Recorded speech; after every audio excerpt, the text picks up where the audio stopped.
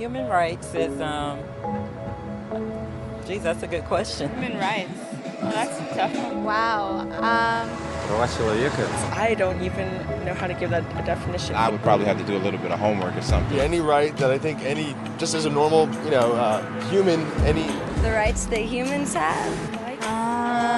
Oh, that's a very large debate. Menneskerettigheder kan betyde mange ting. Tú le puedes preguntar a 20 personas y te van a dar 20 diferentes opiniones. Non saprei, una domanda complicatissima. Yes, we just take them for granted that they're there, but we don't even consider what they are.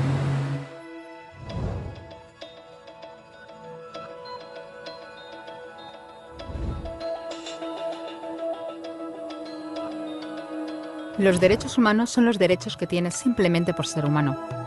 Es la forma en que instintivamente esperas que se te trate y el trato que mereces como persona, como el derecho a vivir en libertad, hablar con franqueza y ser tratado con igualdad. Hay muchos tipos de derechos. La mayoría tienen que ver con cierto grupo. Pero los derechos humanos son los únicos que le corresponden absolutamente a todo el mundo en todas partes. Eso significa niños, gente mayor, pobres, jugadores de básquet, basureros, cantantes de rap, maestros, africanos, indios, albanos, cristianos, musulmanes, cabalistas, ateos, tu madre, tu padre, el vecino y tú. Todos tienen los mismos derechos humanos exactos. En otras palabras, son universales. Pero la cuestión sigue en pie. ¿Qué son? Name the human rights? What the human rights are? the right to live. Equality between all peoples. Right to religion, the right to... Is there supposed to be a list somewhere I should be aware of? De acuerdo con las Naciones Unidas, hay un total de 30 derechos humanos, que generalmente se agrupan y se llaman simplemente derechos humanos. Se enumeran en la Declaración Universal de los Derechos Humanos, que es el documento sobre el tema más aceptado en el mundo. Pero llevó mucho tiempo para que llegaran. Al principio no había derechos humanos. Si estabas con la gente adecuada, estabas a salvo. Si no, no lo estabas. Pero entonces Ciro el Grande decidió cambiar todo eso. Tras conquistar Babilonia, hizo algo completamente revolucionario. Anunció que todos los esclavos podían irse en libertad. También dijo que la gente era libre de elegir su religión, sin importar de qué grupo fueran parte. Documentaron sus palabras en una tablilla de arcilla, conocida como el cilindro de Ciro, y así sin más nacieron los derechos humanos. La idea se extendió rápidamente, hasta Grecia, la India y al final hasta Roma. Se dieron cuenta de que la gente seguía de forma natural ciertas leyes, incluso aunque no se les dijera que las siguieran. Llamaron a esto derecho natural, pero siguió siendo pisoteado por quienes se encontraban en el poder.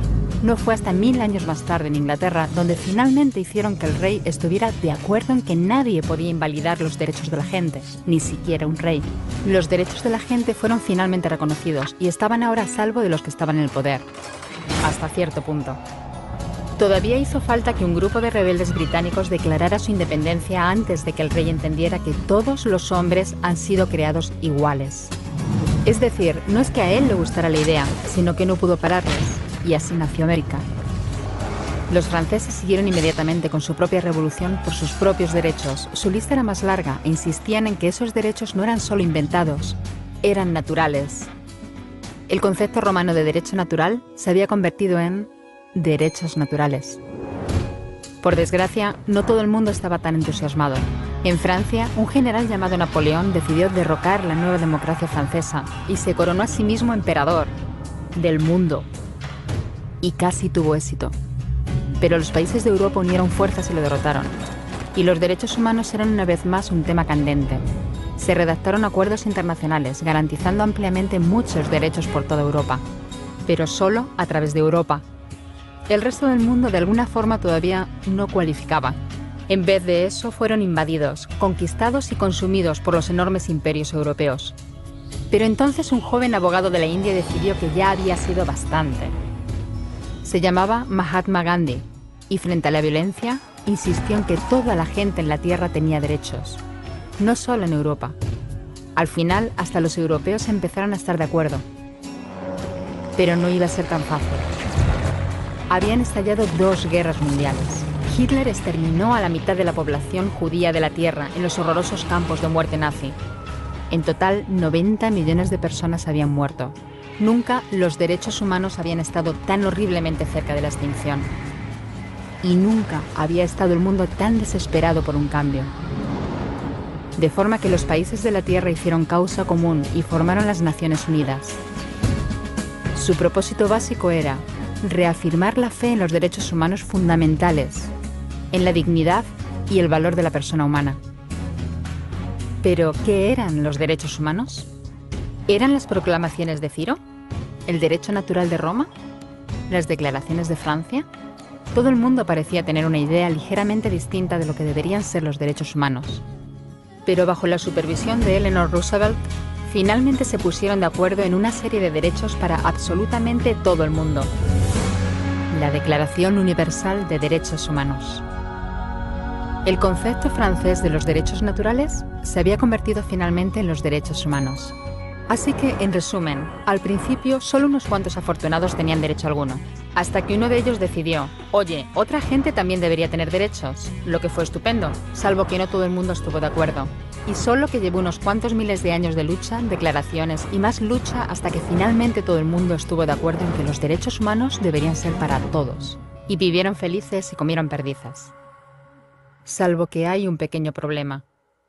Si la gente tiene derecho a la comida y el cobijo, ¿por qué hay 16.000 niños muriendo de hambre cada día? 1 cada 5 segundos. Si la gente tiene libertad de expresión, ¿por qué hay miles de personas en prisión por hablar claro? Si la gente tiene derecho a la educación, ¿por qué hay más de 1.000 millones de adultos incapaces de leer? Si la esclavitud ha sido abolida verdaderamente, ¿por qué hay 27 millones de personas todavía esclavizadas hoy en día? Más del doble de las que había en el siglo XIX. El hecho es que, cuando se firmó, la Declaración Universal de los Derechos Humanos no tenía la fuerza de la ley. Era opcional. Y a pesar de muchos más documentos, convenciones, tratados y leyes, todavía es poco más que palabras en una página. Así que la cuestión es, ¿quién hará que esas palabras sean una realidad? Cuando el Dr. King se manifestó en pro de la igualdad racial, se estaba manifestando por los derechos que las Naciones Unidas habían garantizado hacía casi 2 décadas. Pero con todo, se manifestó. Cuando Nelson Mandela defendió la justicia social en la década de 1990, su país ya había estado de acuerdo en abolir esa discriminación desde hacía ya casi 40 años. Pero con todo, él luchó. Los que luchan hoy en día contra la tortura, la pobreza y la discriminación no son gigantes o superhéroes. Son gente, niños, madres, padres, maestros, individuos librepensadores que se niegan a quedarse callados, quienes se dan cuenta de que los derechos humanos no son una lección de historia, no son palabras en una página, no son discursos, ni anuncios, ni campañas de relaciones públicas. Son las elecciones que hacemos cada día como seres humanos. Son la responsabilidad que todos compartimos, de respetarnos mutuamente, ayudarnos y proteger a los necesitados. Como Eleanor Roosevelt dijo, ¿dónde empiezan después de todo los derechos humanos universales? En pequeños lugares cerca de casa, tan cerca y tan pequeños que no pueden verse en los mapas del mundo. Aún así, son el mundo de la persona individual, el barrio donde vive, la escuela o la universidad a la que asiste, la fábrica, la granja o la oficina donde trabaja. Esos son los lugares donde cada hombre, mujer y niño buscan justicia igualitaria, igualdad de oportunidades, dignidad igualitaria sin discriminación. A menos que esos derechos tengan un significado ahí, tienen muy poco significado en cualquier otra parte.